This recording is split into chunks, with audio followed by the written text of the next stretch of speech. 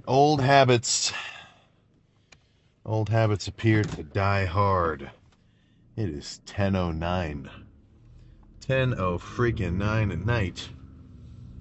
I've been on a pretty good streak of lifting, before like 6. But man, I don't know what happened. I go to lay down at like probably 5 or so. And I just woke up at 9:30. Yeesh. So luckily, I've got one membership in the works, which is for a 24-hour gym. So I'm not boned.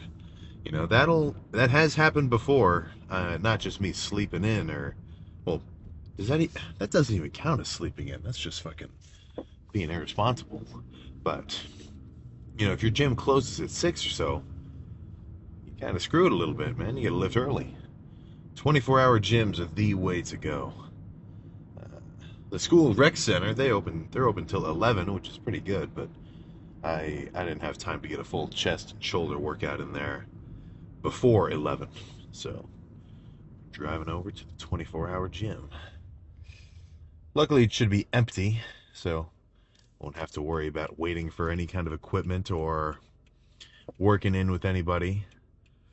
But then again, on the opposite end of the pros and cons, there's going to be some low energy in there, right? Nobody's going to be lifted.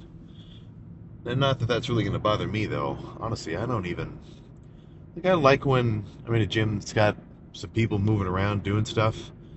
But, unless how do I even want to phrase this? Unless part of that little population is really going hard, to an extent, it just kind of feels like the gym is busy, right? If every squat rack is taken, but every squat rack has a freak on it, then I'm going to be thinking more so, oh shit, alright, it's fucking cool in here. Rather than, what the fuck are all these people doing on this equipment? I need to get a rack, I need a bench. So, more often than not, the general public you're going to see at the gym is, obviously not everybody's trying to be a freak, but whatever. What freaking ever. So yeah, no, like I was trying to say, it might just be a little bit low energy.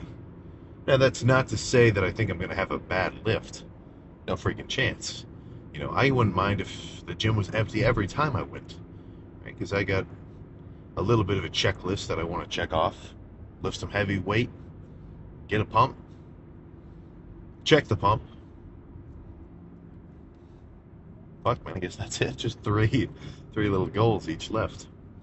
And whether or not there's people around, it shouldn't really change that for you, Should not really change that for you. So, plan for chest is going to be a variety of pressing movements.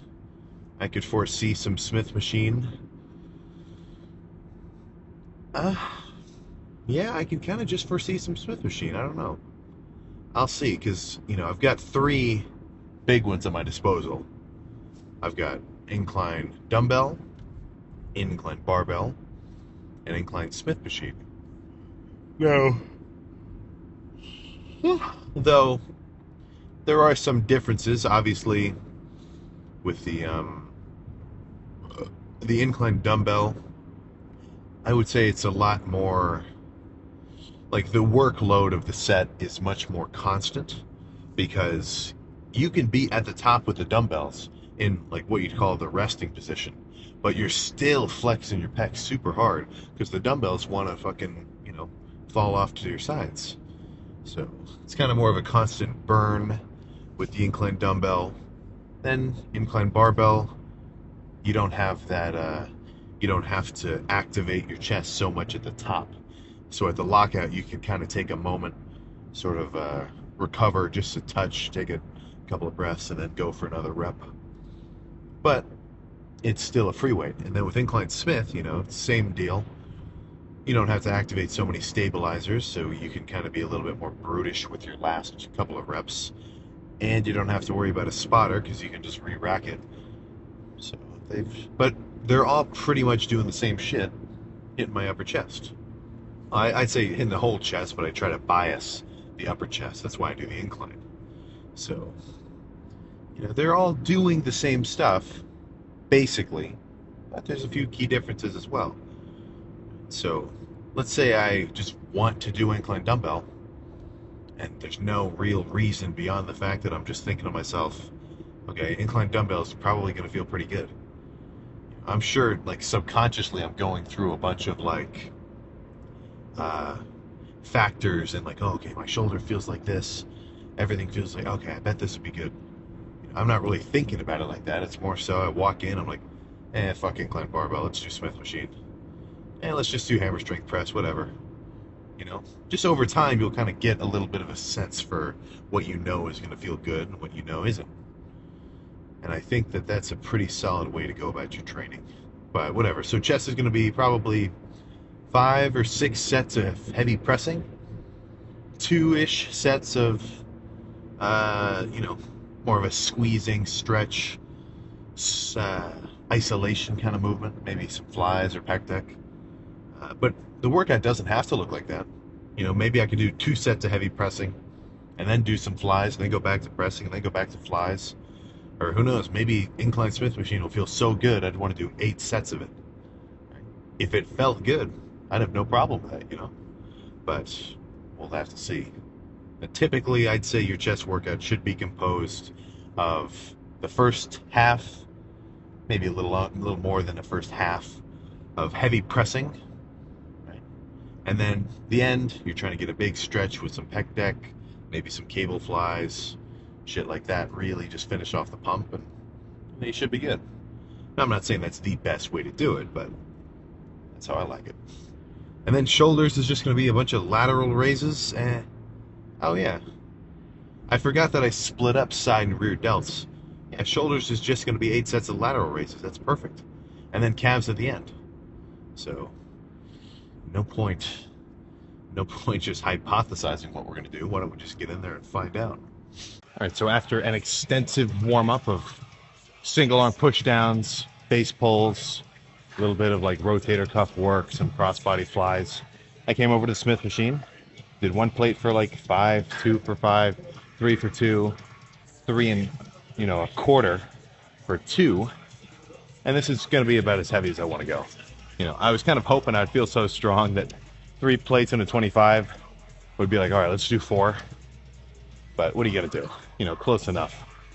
I was going to start with incline dumbbell, but my glutes are so sore from yesterday's leg day that I didn't want to pick them up.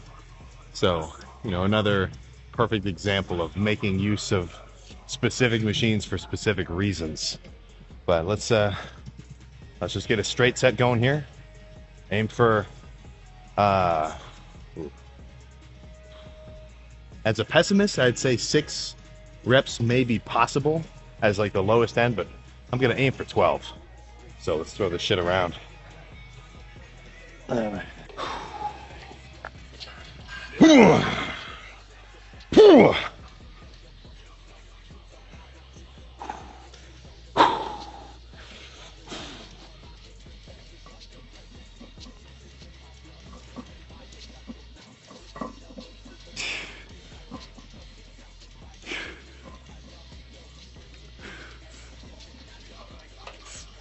Good.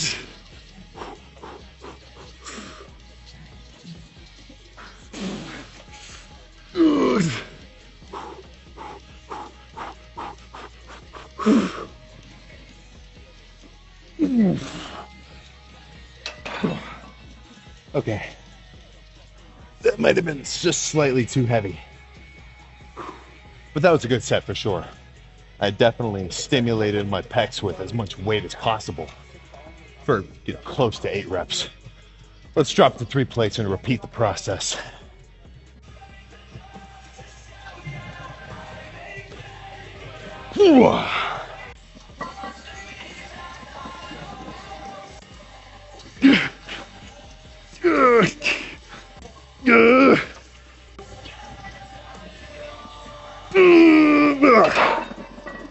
One more here. Okay. So I'm not typically a massive fan of complicating shit. You know, I like my straight sets and whatever. But I have been kind of getting a little bit of an itch in my brain about banded bench. in a way that, you know, makes it a little easier at the bottom and takes the tension off at the top. Or, no, takes the tension off at the bottom. Whatever. So I will do a little bit of a complicated set here. So I'll do the first set, well, the first portion of the set with 3 plates. You know, get right up there to failure. But this time, instead of going for one more little partial rep, I'll rack it, attach this band, and then do a couple more. So I do like doing sets with assistance. Like typically I'd prefer to have somebody help me here, where, you know, I do my normal set as much as I can do, and then have them really help with the last couple just to pump them out. So if this feels good, I could foresee adding this in.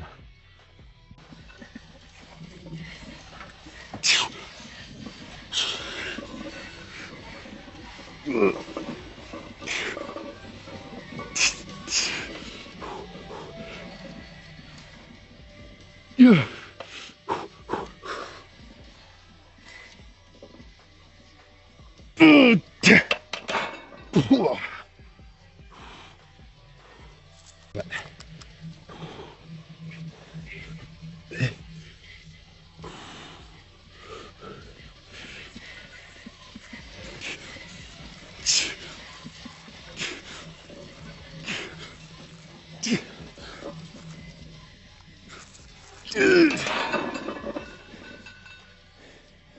Okay. All right. Retrospectively, that felt the same as if I would have just taken one plate off. This is, now I know this is an overcomplication I don't need to do. But that was a good set. Let's move on to, let's go do some machine press and strip all this fucking weight off. Not really anything to say here, just another pressing movement. I will try to make sure I do complete range of motion, because with these sort of pressing, well, with these sort of presses, I do feel like you get a lot out of that last little inch of the movement. And not because, oh, it's the top of the range of motion, like just for no reason.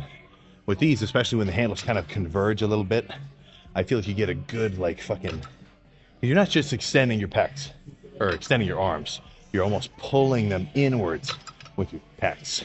So I don't get that squeeze as much on like incline barbell or Smith. So full range of motion in the beginning, and then at the end, I don't mind some partials with barely any range of motion.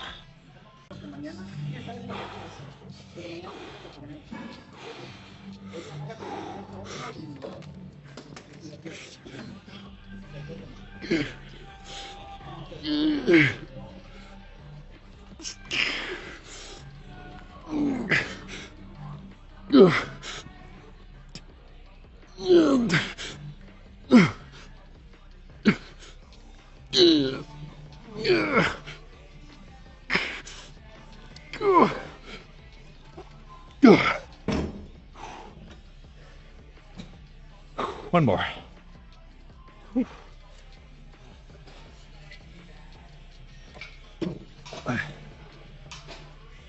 The starting position is a little bit too deep. It doesn't feel very comfortable for me. So what I do is I take these little clips and I put them in between the arm and, well, I guess the arm rest, to add a little like buffer so I can unrack it easier.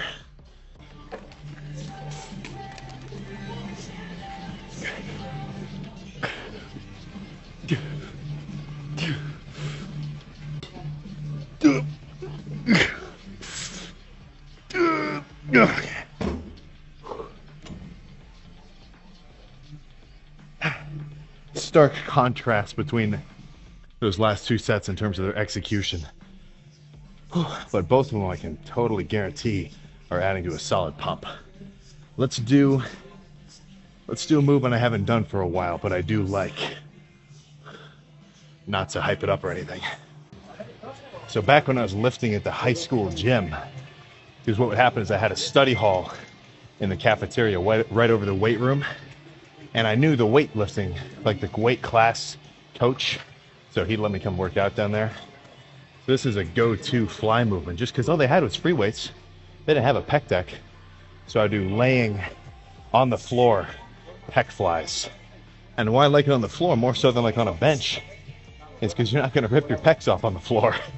You know, if you fail a rep on the bench, then, dude, not good.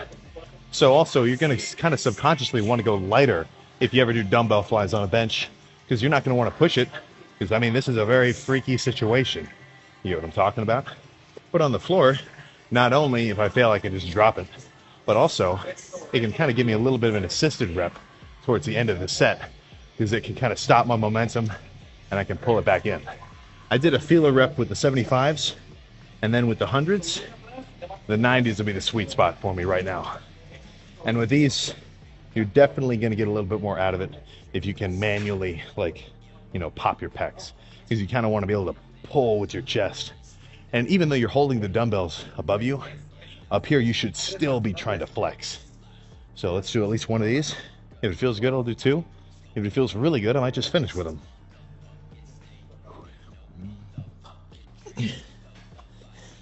Oh.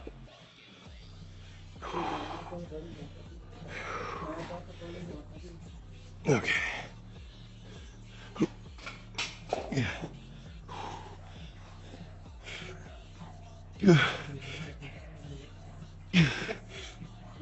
Yeah.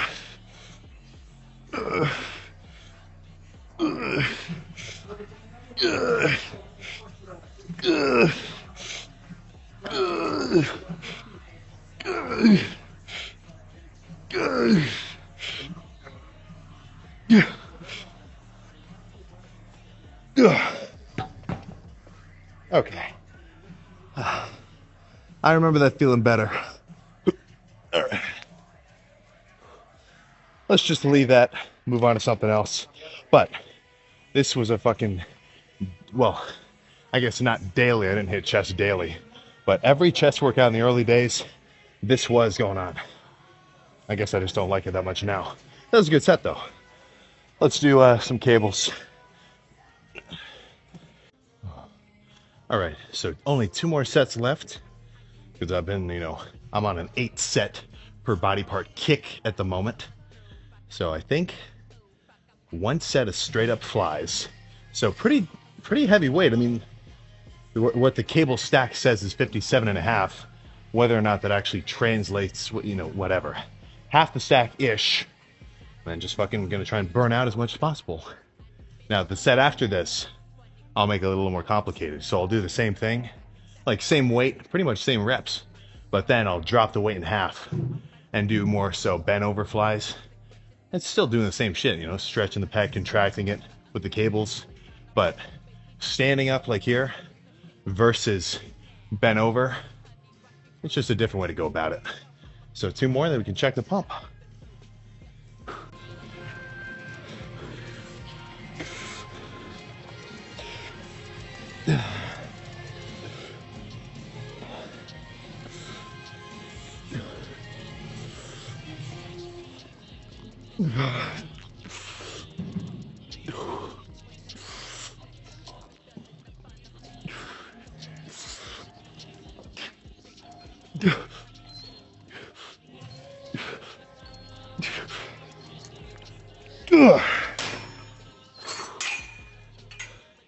A little lighter, but 1 more, then we're done.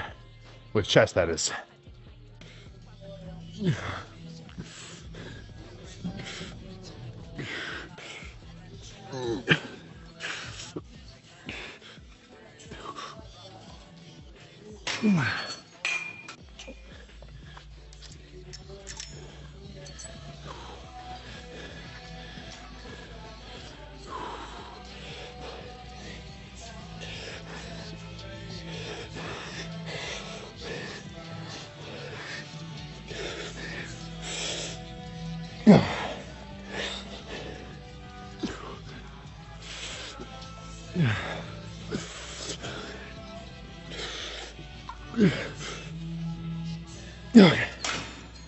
Okay. So I don't mind a little bit of swinging in that first heavy portion. You know, I'm kind of, obviously I'm mainly doing work in my chest, but I'm kind of getting a little bit of body into it. But with that second portion with the lightweight, I'm not trying to swing at all. No forced reps, just squeeze, stretch, squeeze, you know what I'm saying? So let's find the best lighting and check this shit out. All right. White balances appear to be balanced. Exposure turned down to a freaky level. Let's check this shit out. Damn. They're fucking me in here, you know. They turned, used to be able to turn some of these lights off so the lighting would be a bit freakier, but they put some child safety locks on it. They didn't want anybody checking out their solid ass pumps over here, I guess. Not gonna stop me though. Come on, let's get real. So 8 sets of chest. Actually, let's just recount the whole lift. 3 sets of Smith,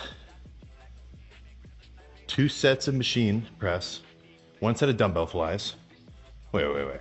3, 2, 1. Then 2 sets of cable flies. 1 with a drop set, but for the most part, straight sets all around. You know, nothing too complicated. All right.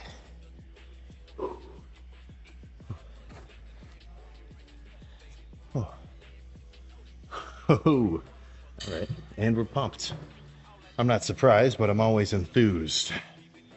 You know what I'm saying? So let's run through a couple. Oof.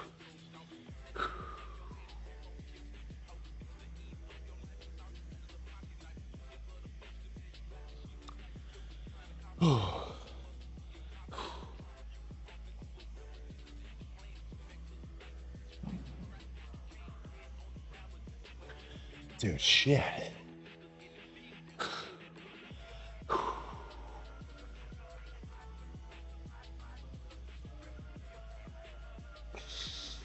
Oh, this is a solid pump, I tell you what. And I mean, in terms of its overall size, like, obviously they're bigger than they are normally. They're all swollen, full of blood and water and whatnot. But I mean, even though compared to like bulked, they're not as big, still just the feeling being pumped. Ooh, I know it's a good one.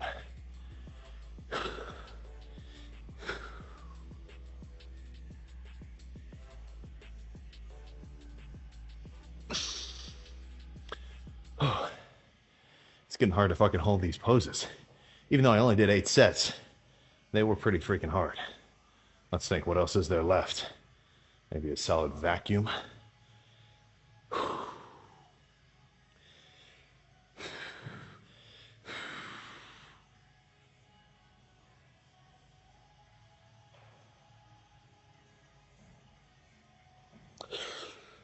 Oh. All right, I think that just sums about chest. So time to go spam side laterals for 8 sets and then come back and see what that pump looks like. So I never go heavy enough on side delts that they really warrant much warm-up. Like, you know, if my working set for side laterals is like 40s, I mean, maybe I'll do like a couple reps with like 20, but you know, it's not a muscle where I want to train it so hard I'm like seriously worried about the warm-up. I can just jump straight to my working weight. You know, I would not want to do the same thing with chest, right? I want to ease into that. But since it's just not that much weight and I'm really going more so for a burn and a pump, then I can just jump straight into it. So I'm doing the whole stack on this machine. It's just not that crazy. So I think probably, I don't know, maybe 2 or 3 here, maybe all of them here. I don't know. We'll see what happens. Just kind of going by feel. For me, I'd be perfectly satisfied doing just 8 sets of dumbbell lateral raises standing. You know, because there's not too many different ways. Well, okay, let me rephrase. There's not a ton of shit going on with your side delts. So sure, you can hit them doing standing lateral raises, seated lateral raises, kind of bent over on a bench, one arm at a time, doing a fancy machine like this. But at the end of the day, all you're doing is going from here to here with load. So it's probably good to change up the movements, but they're all doing the same thing for the most part. So let's just spam a couple of these.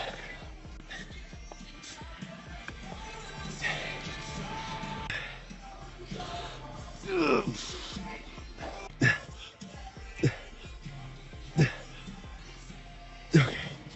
Oh, fuck. Yeah. Let's just do 3 more. Not really any other commentary necessary.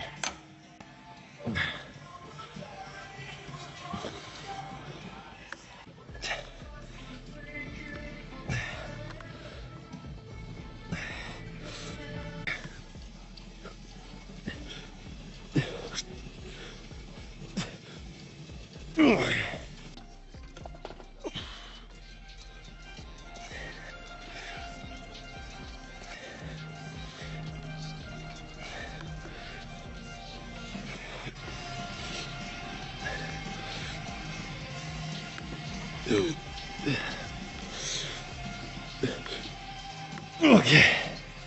All right. 3 sets of dumbbell laterals would be perfect. I'm gonna go check the pump.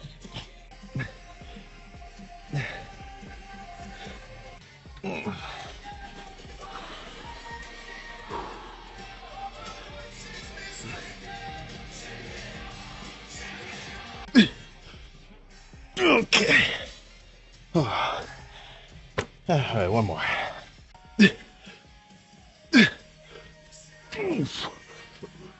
Okay. Let's go enjoy and discuss. All right, let's make this pump check quick so I can go eat my food. All right.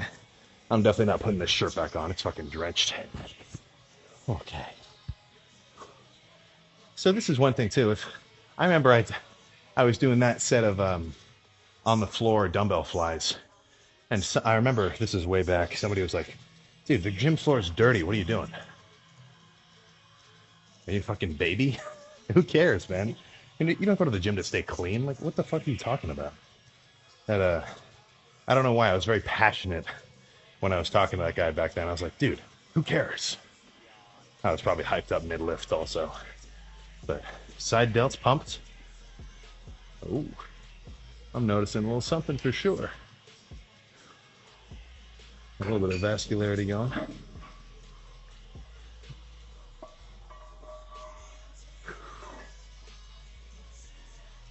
Starting to get some gills too. There's still some softness. There's definitely going to be some changes over this next month. But, you know, I'm not trying to get to show ready lean. This is just a break between bulks. But if I'm cutting, that means I want to cut. That means I'm locked into my deficit. You know, no cheating. Well, ideally no cheating. Honestly, 2 days ago I had like an extra 100 grams of carbs with the pretzels. But I don't have any planned refeed days, so I don't think it really set me too off track. Like, I've never done a cut where I perfectly hit the macros every time. You know, I've always had days where I went over. I try not to, of course, but, you know, maybe I just need to be tougher mentally. Ooh. Okay, we're starting to get some thick bicep veins coming out as well. Let's just get some lat spreads and then get out of here. Oh.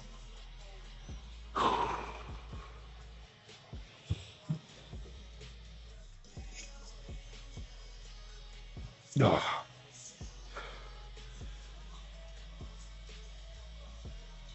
Okay. All right, let's oh. We're not going to the car actually.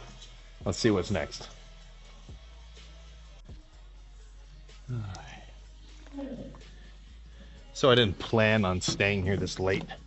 Honestly, I wanted to be done with the lift around like maybe 10 or so when I packed this meal. But it's like, I mean, it's past midnight now. So I'm not going to eat this whole thing here. I got to get back to the house.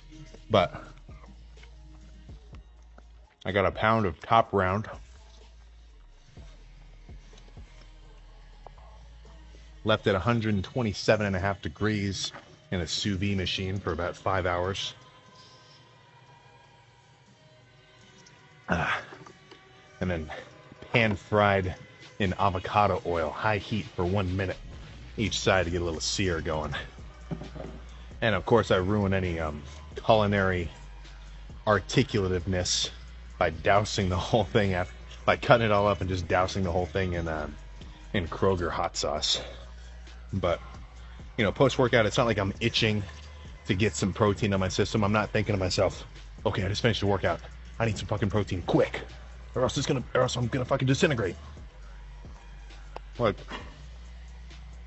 I'm not thinking those words, but I do want an even spread of protein throughout the day. You know,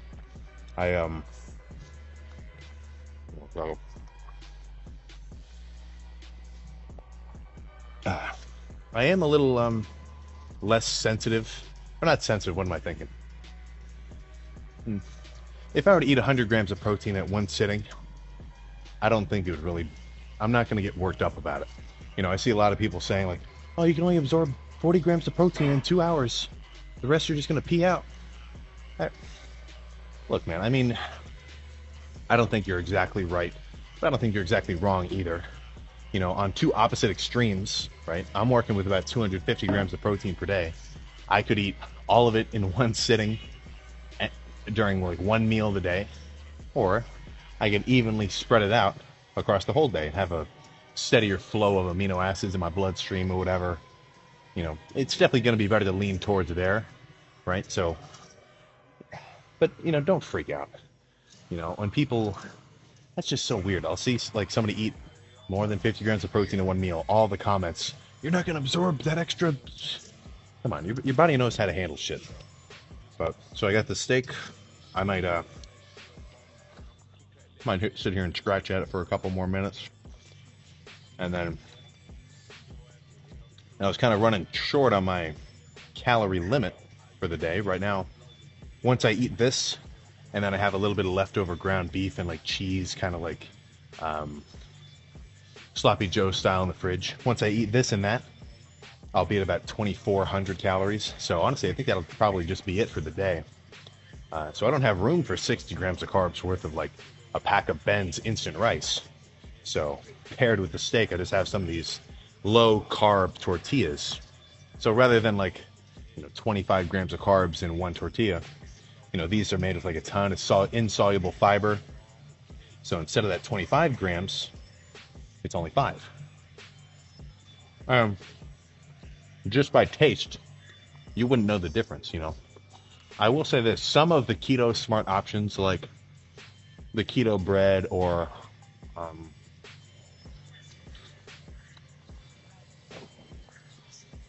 I just went to Kroger today and I was curious. I saw like this keto cinnamon toast crunch. So of course, you know me, I'm an addict. I wanted to try it out. And the difference between the real shit and that keto version, they were hardly comparable. Honestly, the keto version sucks. But, you know, some of the shit, you know, this is such a simple substitution, which over the course of the day can seriously change up the amount of calories that you're eating. You know, even if you're not into the whole tracking all your macros every time about everything, whatever, you know, maybe just get some fucking diet sodas at the house instead of the full sugar ones. Or, you know, have your mom buy some, or, well, I guess not all of you live at home. Why don't you just go buy some of the low carb bread? You know, so instead of 50 grams of carbs in your little sandwich or whatever, you only got 10. You know, all these little tricks, all these little somethings, they all add up, you know. And if you're not a little bit OCD with tracking your snacks and weighing your food and like putting your chocolate milk jug on the scale, zeroing it out, taking a chug and putting it back and like measuring that amount that you just drank, you know, if you can't be that kind of on top of it, it's going to be kind of difficult for you to change the way that your body's composed, you know. Now, I will say this, I'm all for main gaining, like just hitting your protein and then eating as much other foods as you're hungry for. You know, if you combine, let's say you're a 180 pound dude, if you combine 180, maybe 200 grams of protein with weight training and, you know, just eat as much food as you're hungry for, you're going to make steady gains over time.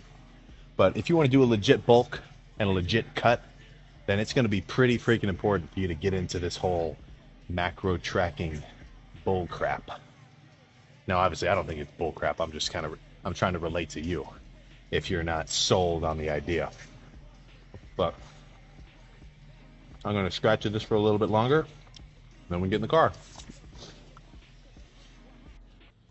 And with that, another chest and shoulder day is freaking complete. Well, I guess, well, not even. It wasn't even a shoulder day. All I did was side delts. Only 1/3 of the shoulder.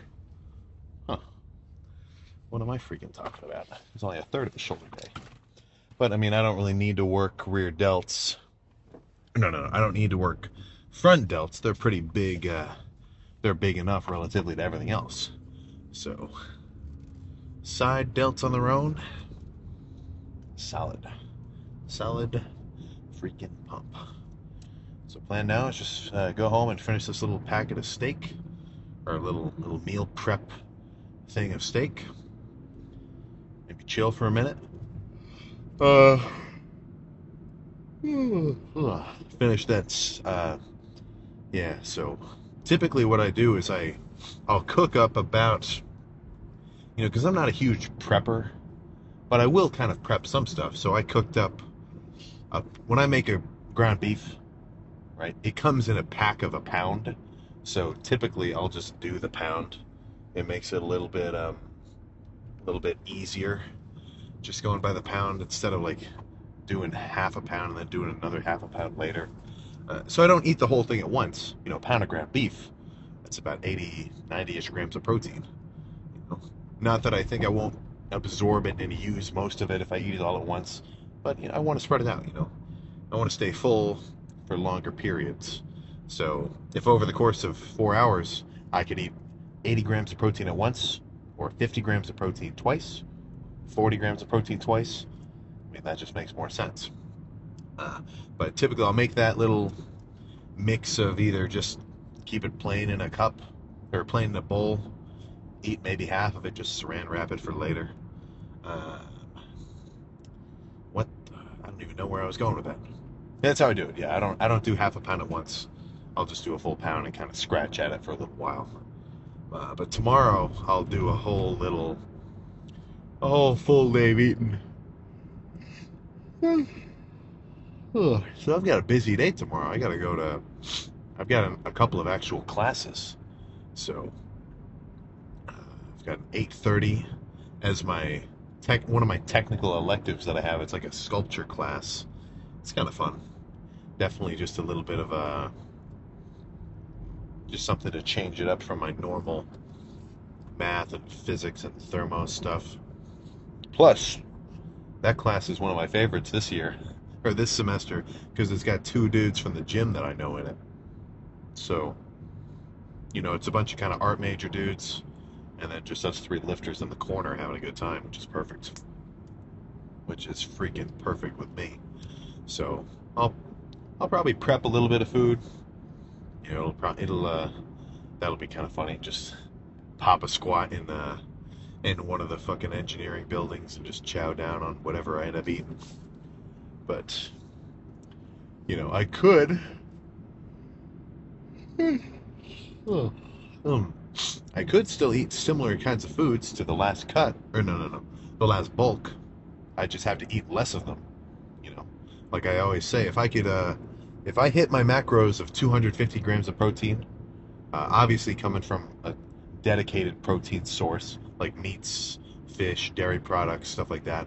Like I don't really count incomplete protein like from breads or grains and stuff like that, legumes, if you want to get mad technical.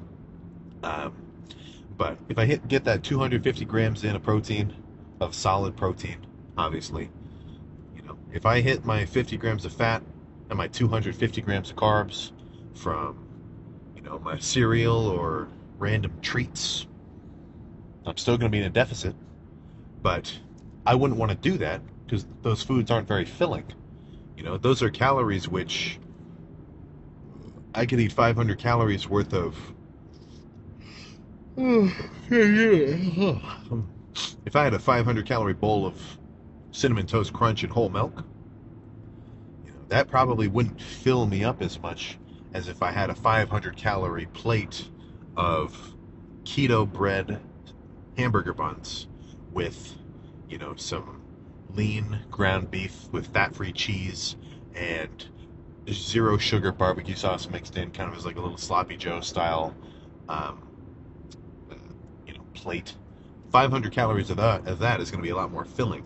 Because for one thing, the keto bread, it just has more, like it's just more voluminous, it's not very dense. Or no, yeah, it's not very dense. So it's a lot more filling. Right? Now in a bulking context, You're not going to catch me eating keto bread. You're not going to catch me drinking a zero cat like a Sprite Zero. No, man, I need some calories, right? I need some fuel for the furnace. Now, right now, I'm trying to not throw so much fuel in there. So, this morning was 235.4 pounds, but yesterday I had like 4,000 calories, like a fool. Unintentional refeed just because I was kind of hungry. And I was driving back home to school, and I was fucking getting. I drove home at an irresponsible hour, let's just say that.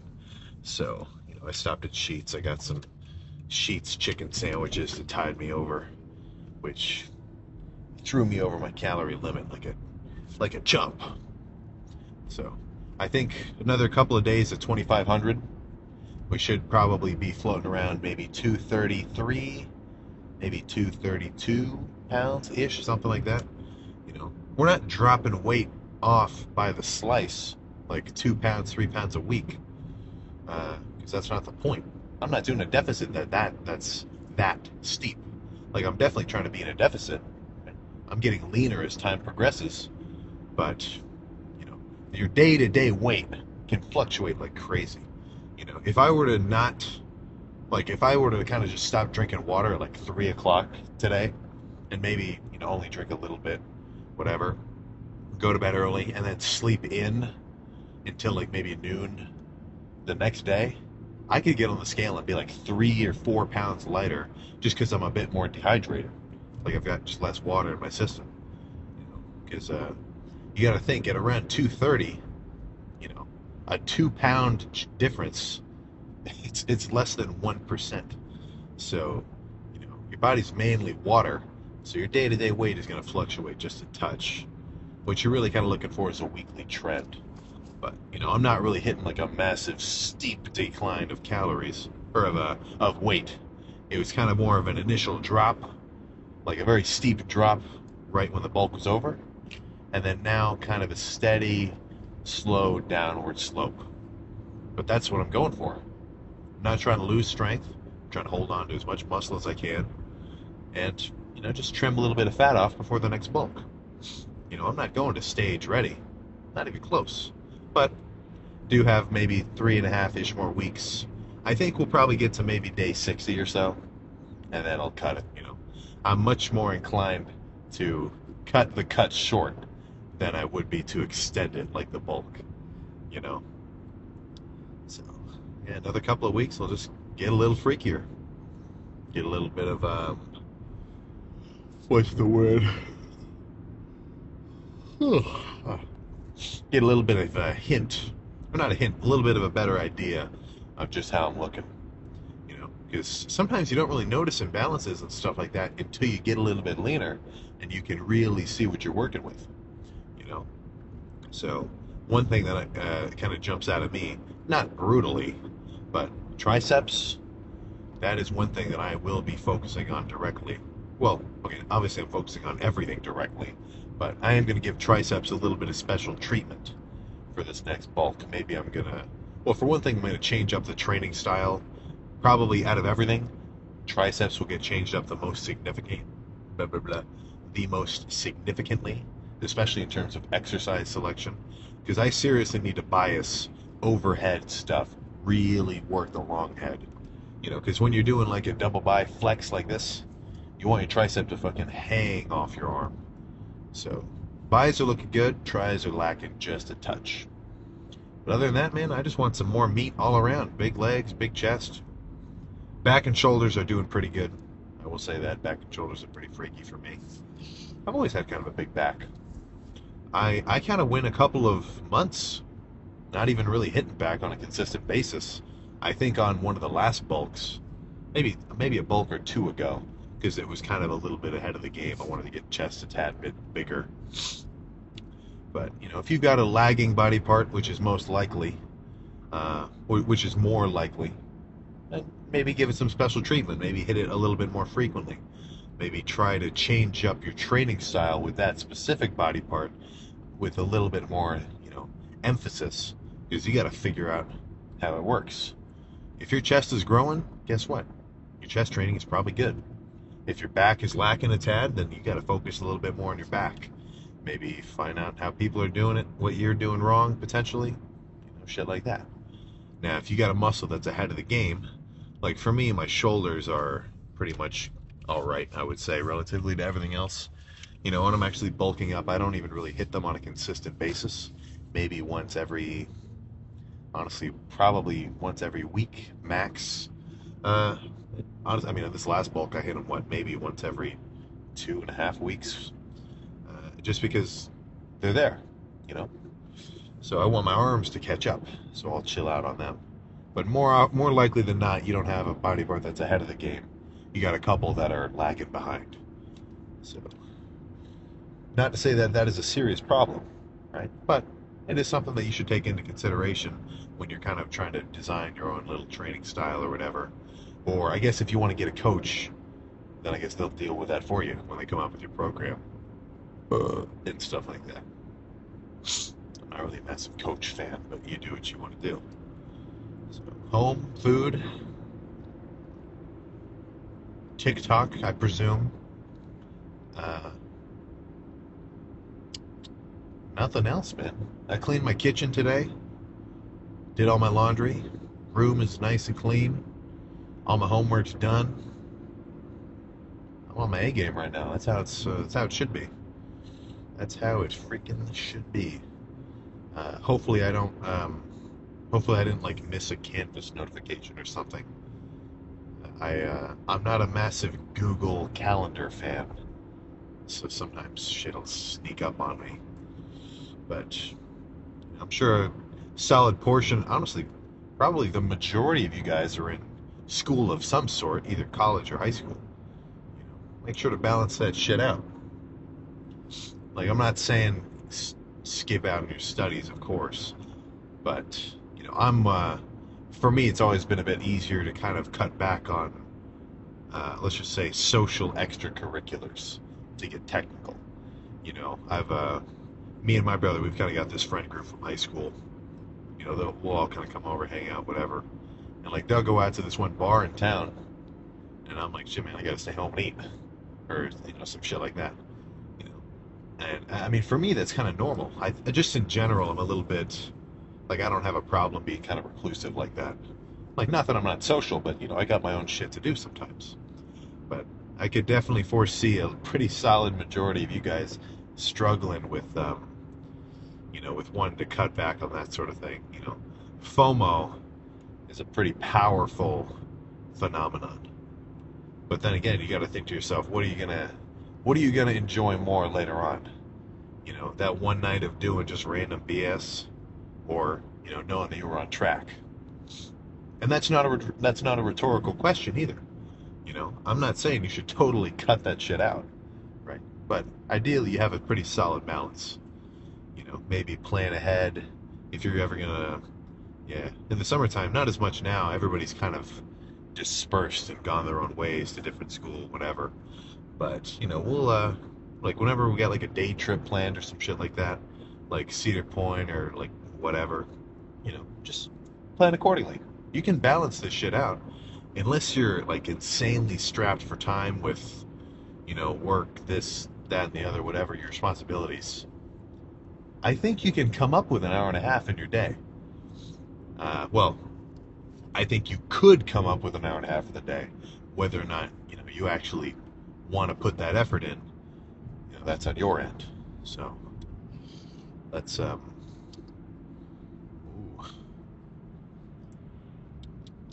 There appears to be an accident of some sort.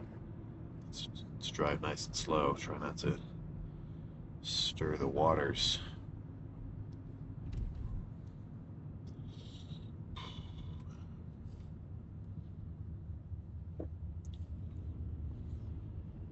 I feel like I'm on live PD right now.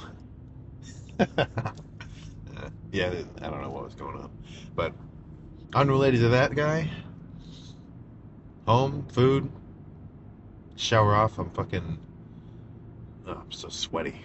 I tell you what, though, I don't really reek that bad. I wonder why, too, because, like, I'll be drenched in sweat.